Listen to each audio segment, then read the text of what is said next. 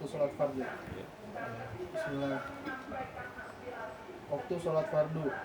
Firman Allah Subhanahu wa taala, sesungguhnya sholat itu adalah kewajiban yang ditentukan waktunya atas orang-orang yang beriman. An-Nisa surat 103. Sholat fardu atau wajib dilaksanakan oleh tiap-tiap mukallaf atau orang yang telah balik lagi berakal. Ialah 5 kali sehari semalam. Sabda Rasulullah SAW yang artinya telah difardukan Allah atas umatku pada malam Isra 50 salat. Maka senantiasa saya kembali ke hadirat ilahi dan saya minta keringanan sehingga dijadikannya menjadi 5 kali dalam sehari semalam. Sepakat ahli hadis. Yang pertama itu sholat lohor. Awal waktunya adalah setelah tergelincir matahari dari pertengahan langit. Akhir waktunya apabila bayang-bayang sesuatu telah sama dengan panjangnya. Selain dari bayang-bayang, yang ketika matahari menonggak atau tepat di atas ubun-ubun. Yang kedua sholat asar. Waktunya mulai dari habis waktu lohor, yaitu bayang-bayang sesuatu lebih daripadanya panjangnya selain dari bayang-bayang yang ketika matahari sedang menonggak sampai terbenam matahari. Yang ketiga sholat maghrib. Waktunya dari terbenam matahari sampai terbenam syafaq atau teja merah. Ya. 4. Sholat isya. Waktunya mulai dari terbenam syafaq merah atau sehabis waktu maghrib sampai terbit fajar kedua. Yang terakhir sholat subuh. Waktunya mulai dari terbit fajar kedua sampai terbit matahari. Dalil waktu-waktu sholat. Ya, sebelum Bismillahirrahmanirrahim. Assalamualaikum warahmatullahi wabarakatuh. Waalaikumsalam warahmatullahi wabarakatuh. Hamdan syukran lillah. Salatan wa salaman ala Muhammad bin Abdillah wa ala alihi wa sahbihi wa mawalah. Rabbi shrah li sadri wa yassir li amri wahlul 'uqdatam min lisani yafqahu qawli. Alhamdulillah, pada hari ini kita mulai dengan pembahasan kitab waktu sholat fardu ya. Sebelumnya kakak ucapkan dulu terima kasih kepada Ananda Yusuf Permana yang sudah menyediakan tempat dan fasilitas untuk diberikan kepada kita agar bisa ngaji di tempatnya Ananda Yusuf. Sebelum pengajian dimulai, mari kita bacakan suratul Fatihah. Yang pertama kita niatkan untuk pengarang kitab ini yaitu Haji Sulaiman Rashid. Mudah-mudahan ilmu yang sudah beliau karyakan kepada umat bisa bermanfaat hingga hari kiamat, dan kita orang-orang yang mengkaji kitabnya dapat mengambil kemanfaatan bagi diri kita, keluarga kita, dan orang-orang di sekeliling kita. Berikutnya adalah mari kita bacakan surat Al-Fatihah juga untuk saudara kita yang sudah meninggal atau saudara kita yang masih hidup, juga orang-orang yang sedang berjuang menegakkan agama ini. Ala hazinnya Al-Fatihah. A'udzu billahi minasyaitonir rajim. Bismillahirrahmanirrahim. Alhamdulillahirabbil alamin arrahmanir rahim maliki yaumiddin. Iyyaka na'budu wa iyyaka nasta'in ihdinas siratal mustaqim. Siratal ladzina an'amta 'alaihim ghairil maghdubi 'alaihim waladdallin. Amin. Tadi barusan dibacakan poin-poin tentang sholat oleh Ananda Ageng. Yang dasarnya dalam sholat ini adalah inna sholata kanat 'alal mu'minina kitaban mawquta. Ini kakak mau garis besari dulu tentang waktu sholat dengan jam sholat. Kalau bicara waktu sholat itu, waktu sholat tidak akan berubah dari zaman dulu sampai detik ini. Yang berubah itu jam. Nah ini yang kadang masih banyak yang belum dipahami. Kadang kalau kita nanyakan sholat, sudah waktu zuhur belum ya? Padahal pertanyaan itu belum selesai. Ketika waktu zuhur sudah diduga masuk, kita harus juga menegaskan jamnya sekarang. Itu kita sudah mulai awam banget tentang menjelaskan waktu sholat. Contoh, kalau orang zaman dahulu, waktu zaman kakak masih kecil itu kalau menandakan sholat zuhur, itu nggak usah ditunggu azan dari masjid. Tinggal tegakin aja satu objek, dia bayangannya sudah berubah belum. Kalau masih lebih kecil dari objeknya berarti siang belum di tengah-tengah. Kalau bayangan sudah sama dengan objeknya berarti tepat jam 12. Geser sedikit, bayangan lebih besar dari objeknya menandakan itu waktu sholat zuhur. Yang begini ini udah jarang dijelaskan. Ya walaupun memang di zaman yang sudah modern ini kita mendapatkan banyak aplikasi ya dari teknologi. Ya itu nggak apa-apa, tetapi ilmu dasarnya kita harus tahu. Kalau waktu sholat itu dimulai dari penentuan matahari. Itu yang pertama.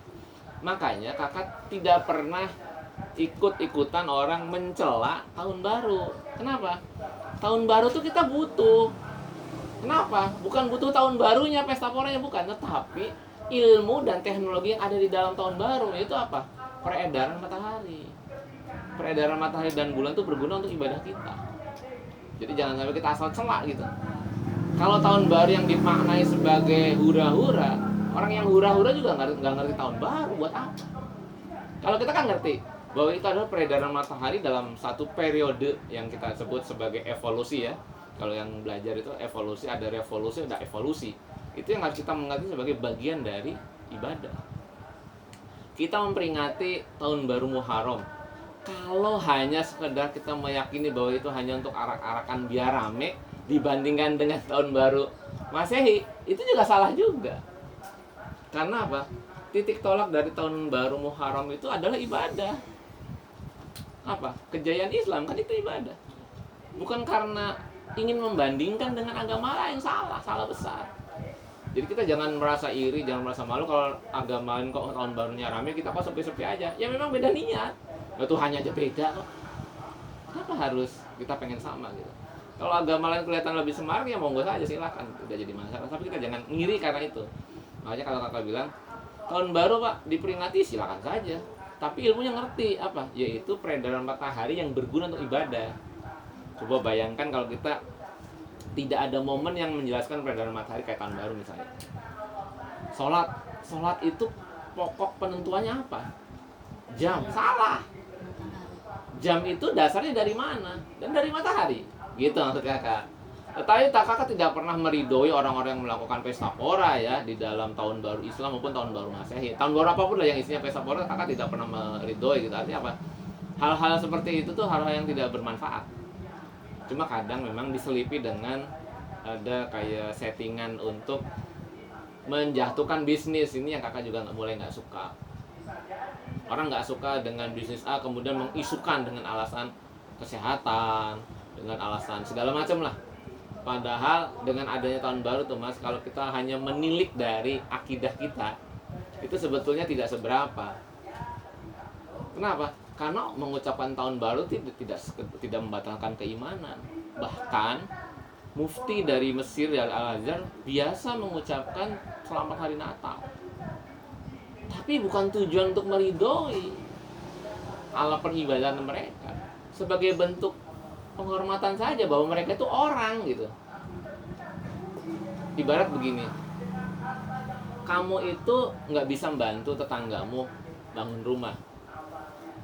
Sebagai bentuk penghormatan kan kita ketika ada peresmian rumahnya kan kita datang. Itu kan penghormatan. Bukan berarti kita kemudian tidak pernah berkontribusi, kemudian sama sekali nggak mau tahu, enggak. Menurut penuturan guru kakak itu dulu, dari dulunya di sana itu kan ada orang-orang Koptik ya. Koptik itu orang-orang Mesir yang beragama Nasrani yang pahamnya itu Koptik. Kalau dia menyelenggarakan acara ibadah itu mengundang mufti untuk ikut menghadiri, tapi bukan untuk bentuk kompromi ibadah, beda. Yang kadang disalahpahami itu kita memahami kompromi ibadah, nah itu juga salah.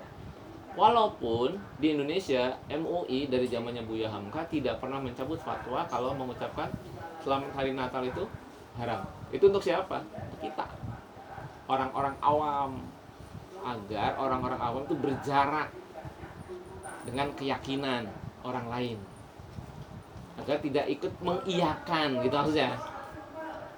Adapun misalnya nanti orang Islam nyolong aja kak, orang Kristen nyolong aja, orang Buddha nyolong aja, agama lain pada berbuat buruk juga ada. Ya memang itu namanya manusia.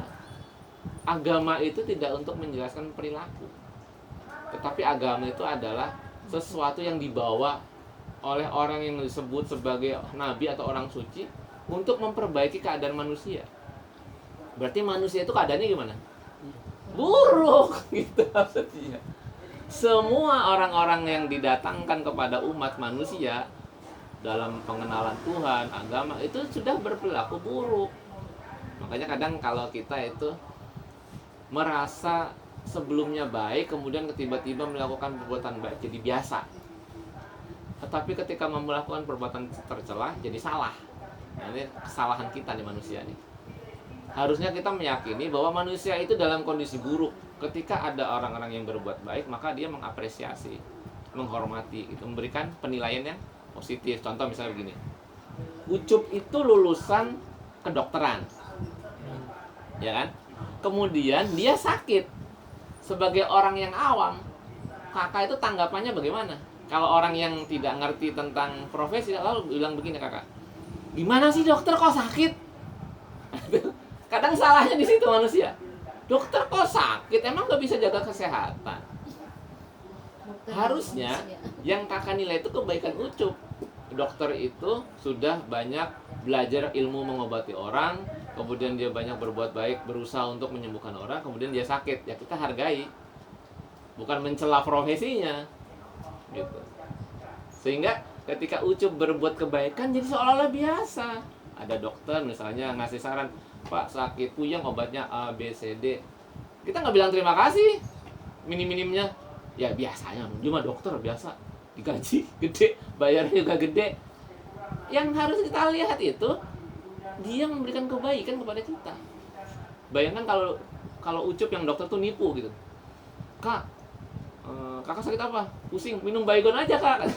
Misalnya, karena keluar dari mulut seorang dokter kan kakak sebagai orang yang sakit kan mesti percaya kan kadang-kadang itu. Baygon kuat. Belanjalah Baygon. Ya dengan kebaikan yang didapatkan Ucup memberikan nasihat yang baik. Begitu juga kita. Setiap kita itu memiliki sesuatu yang baik, secara umum akan menjadi baik.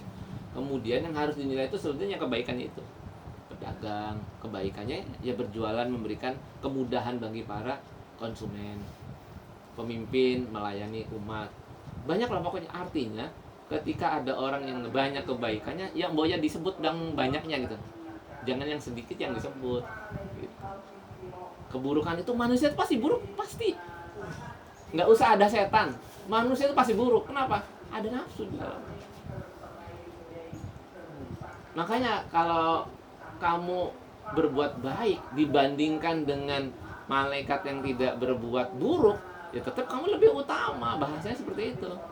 Nah, kamu ada nafsu sedangkan malaikat tidak, gitu maksudnya. Andai kata malaikat dikasih nafsu, belum tentu juga gitu. Sedangkan kita diberi nafsu, hari ini kita ngaji, hari ini berbuat baik, sedekah, ngomong sopan sama orang tua, ngomong manis sama anak-anak, itu kan ibadah. Harusnya kita kan nggak pernah mengapresiasi kan? Kayaknya kan biasa aja gitu. Kayaknya biasa aja. Pagi-pagi kamu sarapan, ngopi, ngerokok, nggak bermaksiat, berangkat ke kampus, ke tempat kerja, lancar di jalan, nggak ada yang bikin kesel. Kayaknya kok biasa aja, kita nggak bersyukur sama Allah gitu. Padahal itu kan semuanya nikmat dari Allah yang tidak terhitung. Belum lagi napas yang setiap detik kita hisap. Bayangkan kalau kita ke Wisma Atlet, pakai oksigen, rumah sakit, iya kan tabungnya berapa? Kadang karena kita keseharian itu merasakan hari-hari yang biasa seolah-olah biasa. Begitu juga matahari. Ketika matahari berputar setiap tahun, kita nggak belajar tentang ilmu peredaran matahari. Ketika ada orang yang memperingati sebagai bentuk momen peredaran matahari, lalu kita cela. Yang kita cela itu keburukan, bukan sistem. Nah, jangan lupa ya. Yang kita cela itu keburukan, bukan sistem. Misalnya ada orang memperingati tahun baru, lalu dikatakan ya ini kan penanggalan Masehi berdasarkan pada sistem matahari kak, ilmunya bla bla bla bla kak. Terus kita belajar, berarti kan kita jadi alim tentang ilmu matahari. Tetapi kita tidak pernah meridhoi orang yang berbuat keburukan ketika merayakan momen tahun baru. Jadi yang namanya keburukan tidak hanya tahun baru saja ya, banyak. Bahkan orang yang mau ibadah jadi buruk pun ada.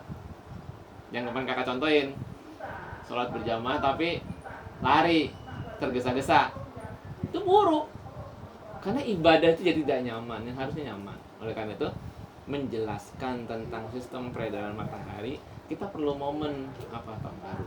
Menjelaskan sistem peredaran bulan, kita perlu momen tahun baru Islam. Semuanya kita perlu momen agar apa? Sebagai pengingat. Kalau di HP apa namanya pengingat itu? Iya, alarm gitu. Jadi alarm gitu. Makanya di sini diterangkan hukum dasarnya waktu sholat, yaitu apa? Dari melihat keadaan matahari yang pertama. Untuk waktu sholat zuhur, nih di sini sebutnya lohor. Ini lohor masih pakai bahasa zaman dulu ya. Kenapa sholat zuhur itu diambil dari kata zuhur? Zuhur itu artinya dalam bahasa itu zuhar artinya jelas. Siang itu terlihat jelas gitu maksudnya, terlihat jelas. Zaman dulu istilahnya sholat zuhur kak? Ya tidak ada istilah sholat zuhur. Tidak ada. Ya pokoknya sholat di siang hari aja. Kemudian para ulama fikih baru mendefinisikan istilah-istilah. Sholat zuhur, sholat asar, sholat maghrib. Kalau dari kata maghrib itu diambil kata gurub. Gurub itu artinya terbenam atau tenggelam, ya kan?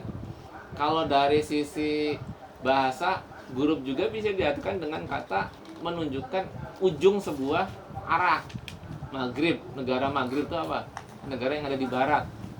Gitu maksudnya. Ya, negara maghrib. Bukan berarti wah negaranya gelap terus kan? Enggak, maksudnya negara yang ujung paling barat. Sehingga apa? Dengan kreativitas ulama-ulama fikih bisa mendapatkan ilmu-ilmu yang sekarang kita dapatkan. Jadi kita mudah, enak. Habis sholat zuhur kita mau ngapain? Sholat sunnah ada namanya ba'diyah zuhur. Semuanya didefinisikan oleh para ulama fikih agar mudah. Bukannya bid'ah, bukan. Kalau itu tidak diberi nama, sedangkan kita pertama bukan orang Arab, bukan penerima agama dari sumbernya langsung, maka kita akan bingung. Zaman dulu sholatnya asal sholat gitu, nggak diberi nama, kan udah sama-sama maklum. Terus ditanya zaman sekarang, kamu ngapain? Sholat apa? Ya sholat saja lah pokoknya.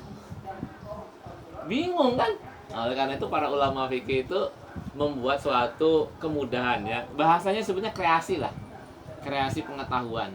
Kalau zaman dulu kayak apa? Anak SD masuk sekolah itu kan pakai bel. Nah, zaman dulu kan bel itu pakai kentongan kan. Kalau di zaman sekolah kakak diambil dari bekas potongan rel kereta api.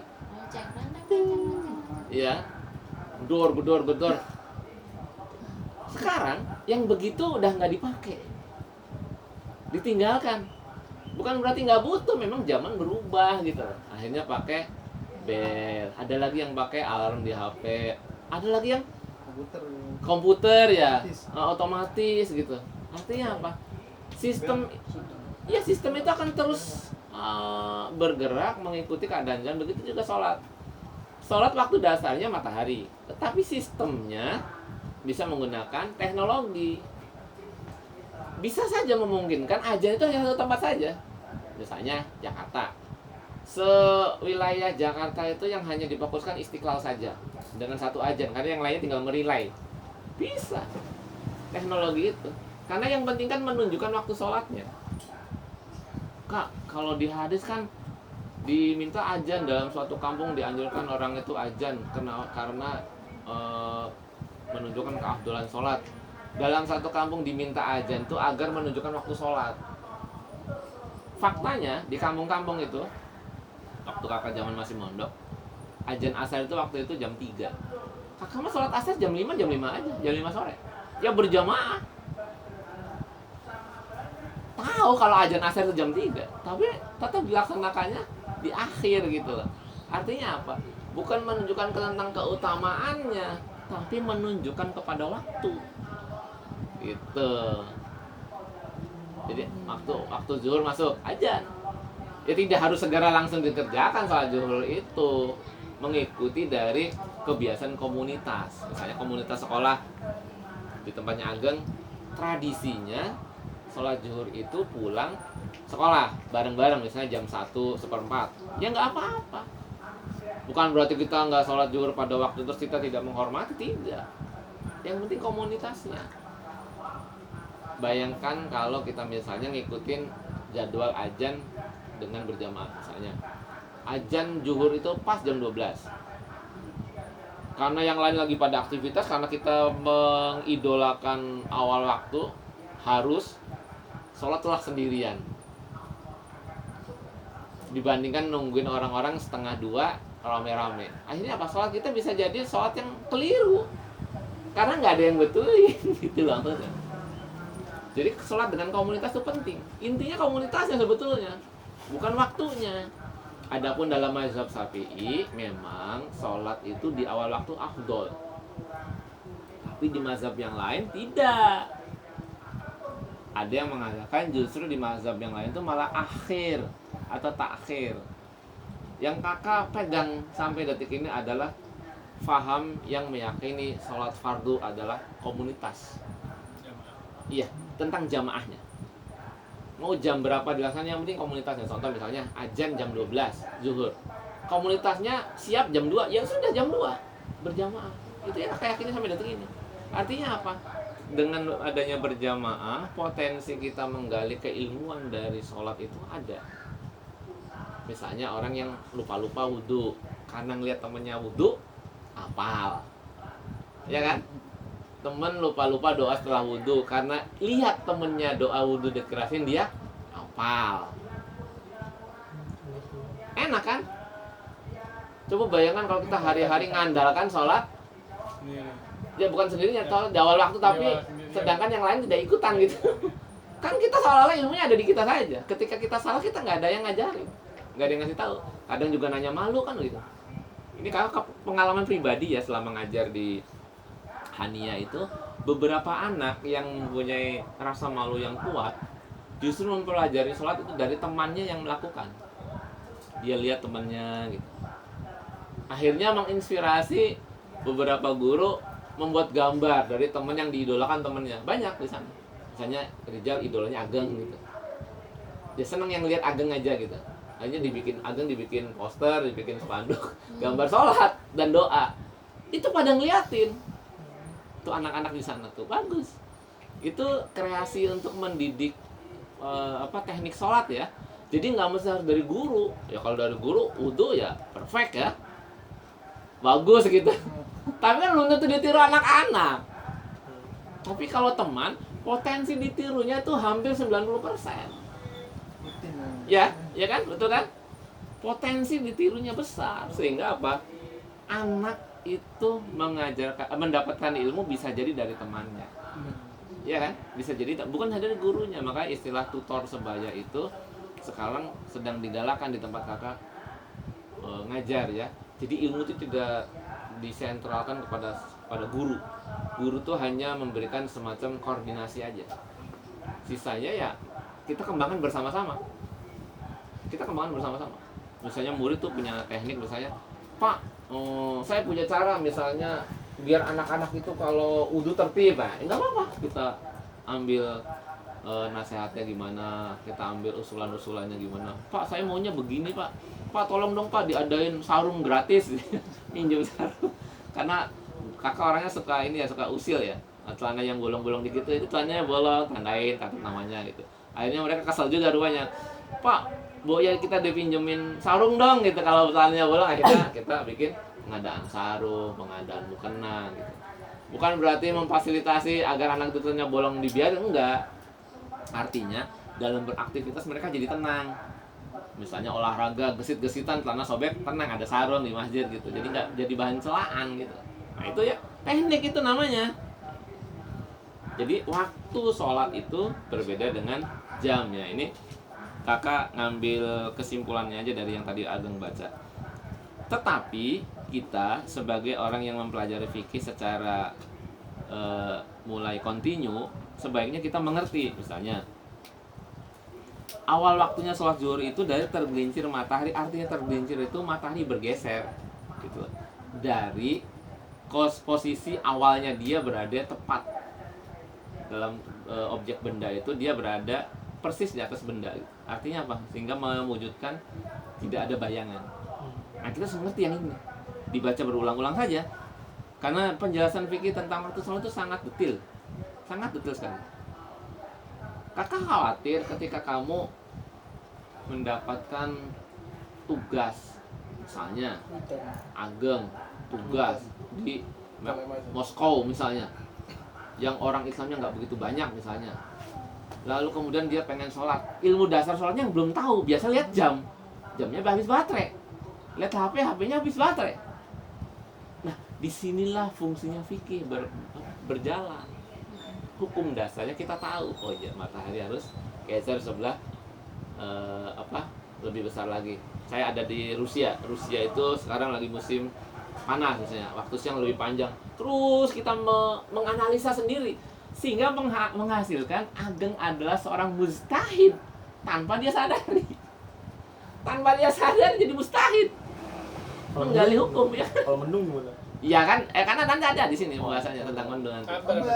Belum sampai. Itu sebuah pertanyaan sih Kang. Jadi sebetulnya fikih itu memunculkan mustahid baru sebetulnya untuk pribadi gitu. Makanya kakak bilang, belajarnya sholat kamu tentang ilmu-ilmu sholat itu jangan berpikir kamu hanya sholat Bekasi, Cikarang, Jakarta. Bekasi, Cikarang, Jakarta. Pikiran kita harus jauh. Bisa saja Rijal sholatnya di Cape Town, Afrika Selatan, ya kan? Dulu kakak nggak pernah membayangkan kakak bakal sholat di Abu Dhabi, yang kondisi airnya pada saat itu sangat ini ya, bukan kecil apa namanya, berhematnya tuh over banget itu loh, sampai-sampai pakai sensor. Bayangkan kalau kakak nggak mengerti teknik tayamum, yang ilmu tayamumnya tidak diperbaharui. Loh kok tidak diperbaharui kak? Karena dalam fikih konvensional yang dinamakan tayamum itu menggunakan debu. Debu ada syaratnya, yaitu yang apabila suatu objek kita pukul lalu mengepul itu namanya debu yang sah untuk tayamum. Di Abu Dhabi memang berdebu. Di sana negara modern. Bersih. Ya kan? Karena kakak terus mengupdate hukum fikih, mempelajari terus dari awal toharoh terus sampai tayamum. Tenang ketika ada di sana. Begitu kuota air ternyata sudah habis di bandara Abu Dhabi itu, kakak nggak ngerti gimana caranya tiba-tiba air itu habis. Ternyata sudah pak cukup airnya katanya, dengan bahasa Arab gitu. Akhirnya kan orang-orang lain nggak kebagian air kan. Akhirnya pada bingung, ya sudahlah nggak usah sholat tuh. Karena hukum dasarnya fikih mereka nggak ngerti. Begitu kakak wudhu dengan teknik pengganti wudhu yaitu tayamum, kakak tayamum di tembok, langsung diomongin sama orang. Kan nggak sah tayamum di tempat bersih kayak gitu. Karena mereka tidak pernah mengupdate fikihnya. Masuk keadaan. Gunung. Iya, ya masih konvensional gitu. Masih konvensional. Yang seharusnya fikih itu terus diupdate. Sehingga hukum-hukum fikih yang zaman dahulu ada, zaman sekarang bisa saja tidak ada. Tetapi hukum dasarnya ada. Contoh jual beli. Jual beli pulsa objeknya mana? Nggak ada kan? Tapi jual belinya ada, transaksinya terjadi gitu loh. Kalau kita tidak pernah mengupdate hukum fikih dasar, kita akan bingung. Nggak ada serah terima, barangnya nggak ada, tiba-tiba cuma bunyi aja, kita tiba-tiba bisa nelpon. Itu kan seperti wah kita jualan gaib ini seolah-olah. Nah ini gambaran kita yang belum diupdate. Akhirnya apa? Kita pergi ke tempat-tempat yang sudah modern, kaget kita. Dengan kapasitas keilmuan kita kaget. Padahal Islam sudah sangat update terhadap teknologi ya. Sebelum ada benda yang bisa terbang, Islam sudah membicarakan itu dalam Al-Quran. Yang ada kata-kata di Al-Quran itu yas'adu fis sama itu. Yang seakan-akan kamu naik ke atas tempat yang tinggi dan kamu akan sesak napas. Islam sudah berbicara tentang ketinggian, tentang orang bisa mengendalikan objek besar dalam lautan. Ya, gambarannya sebetulnya kita tinggal menggali saja. Makanya kita bilang belajar fikih itu kita jangan merasa cukup tahu saja. Kamu bisa jadi mustahid baru. Contoh, teknologi menjelaskan waktu sholat itu kan banyak, tapi hukum dasarnya kan ada. Rijal bisa saja jadi seorang mustahid karena dia memodifikasi teknik mengetahui waktu sholat. Kemudian ilmu sholat diramu, diusulkanlah kepada misalnya Komisi Fatwa MUI dengan teknik dia. Kemudian Ucup dengan keilmuannya memiliki teknik membaca peredaran matahari. Jadi yang namanya ahli fikih itu sekarang semua keilmuan ada. Bukan saja ulama yang belajar di pesantren, belajar di IAIN atau di UIN. sekolah-sekolah berbasis agama ansih gitu, enggak. Di berbagai disiplin ilmu akan dikaji dan kemudian menghasilkan hukum baru. Bayangkan kalau misalnya Islam itu tidak mentolerir ilmu pengetahuan. Ketika ada orang donor darah, hukumnya belum ada. Berarti kan melibatkan dokter kan, medis. Dokter berarti menjadi mustahid tanpa dia sadari. Nah, ulama sebagai titik akhir dari pengetahuan agama itu sebagai penentunya. Misalnya, ulama memberikan tanggung jawab moral, memberikan suatu pendapat itu diunggulkan, dilemahkan, pilihan. Ini akhirnya di ulama. Tapi jalan menuju kepada suatu keputusan itu ada di tangan kita juga. Kedokteran, ilmu astronomi, ilmu perbintangan, ilmu matematika. Jadi jangan dikira matematika nggak kepake dalam fikih, pakai. Ilmu bahasa. Dalam hukum fikih ketika dijabarkan dalam bentuk suatu produk hukum, bahasanya harus dimengerti sama umat. Bayangkan kalau umat nggak ngerti, hukumnya bagus tapi nggak ngerti. Cara menyampaikan ke umat, hukum jadi nggak ada gunanya. Iya kan? Ada lagi yang namanya kalau zaman sekarang apa? Public speaking. Cara mengkomunikasikannya bagaimana agar umat ini tidak terkaget-kaget. Kayak zaman dulu ada bank syariah. Karena cara komunikasinya yang mungkin kurang begitu baik, sehingga menimbulkan bank yang A konvensional dikatakan sebagai bank riba, sedangkan bank syariah sebagai bank halal gitu. Padahal ujungnya semuanya sama ke BI juga. Iya kan? Lah ujungnya semua muaranya ke BI kok. Yang satu dibilang haram, yang satu dibilang halal. Karena cara berkomunikasinya susah. Harusnya diberikan pemahaman. Ini teknik ekonomi. Teknik ekonomi itu tidak harus tergesa-gesa membuat simpulan hukum. Ya buat apa kalau ujungnya sama kemudian kita membedakan, contoh. Iya kan? Misalnya kamu bikin satu jalur. Kemudian ini jalur untuk cewek, ini jalur untuk cowok. Padahal yang dituju di situ-situ juga. Kemudian cara komunikasinya buruk. Laki-laki nggak boleh dekat perempuan. Nanti dicopet gitu. Karena cara komunikasinya buruk, akhirnya jadi timbul saling curiga. Yang kerja di bank konvensional curiga dengan bank syariah karena keuntungannya akan berpindah. Orang yang kerja di bank syariah merasa unggul diri dari bank konvensional karena yang lain dikatakan riba. Padahal riba itu kan hanya merubah akad saja. Riba itu hanya merubah akad. Ketika akadnya diperbaiki ya jadi baik. Agama itu sebenarnya begitu. Orang kafir Quraisy sudah tahu Allah, tapi cara mengenal Allah yang salah. Cara mengenal Allah disandingkan dengan Lata, Hubal, Uzza, Manat gitulah. Ada tandingannya. Nah, itu yang dicela. Jadi konsep fikih kita pada sekarang ini adalah kita mempelajari ilmu-ilmu dasar dengan pelakunya adalah kita sendiri. Ketika kamu tayamum setiap zaman itu berbeda. Bayangkan kalau kamu tayamum di Indonesia itu pasti mudah ya. Apalagi rijal misalnya tayamum di Arab. Gampang banget. Kamu nggak pernah berpikir tayamum di Eskimo kan? Tayamum di Kutub Utara. Ayo. Kita nggak pernah membayangkan hukum tayamum ada di sana. Bayangkan kamu tayamum di situ. Apa yang boleh tayamumi? Gitu. Sehingga apa? Hukum dasar menjadi patokan kita menjelaskan suatu ilmu.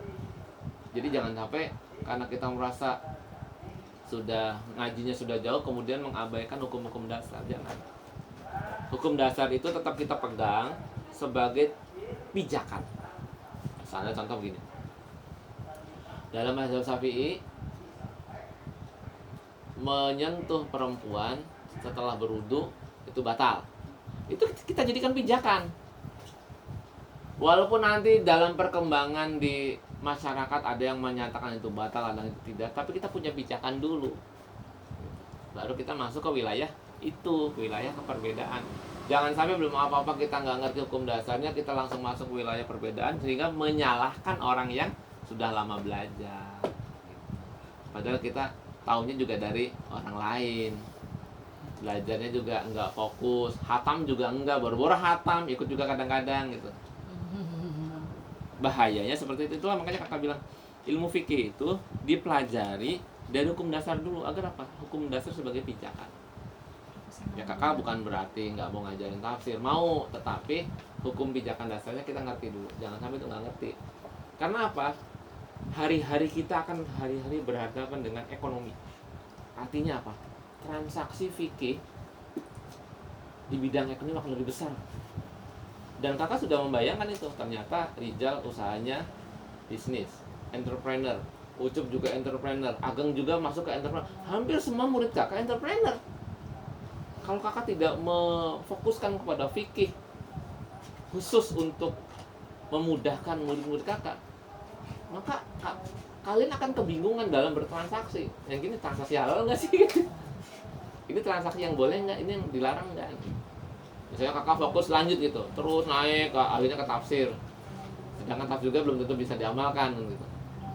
Ya kalau ceritanya tafsir tentang sejarah kan nggak ada yang diamalkan, kita dengerin cerita aja.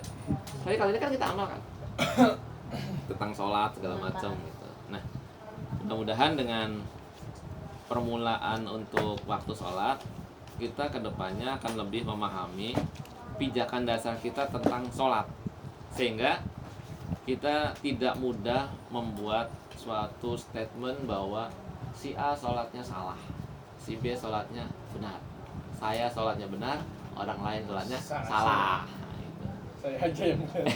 Yang benar saya aja, padahal kita karena ngajinya yang kurang. Sebelum ditutup ada yang ditanyakan nggak? Itu tadi yang tayamum di dinding itu langsung biasa aja. Iya, biasa aja seperti kita bertayamum di debu, ya biasa.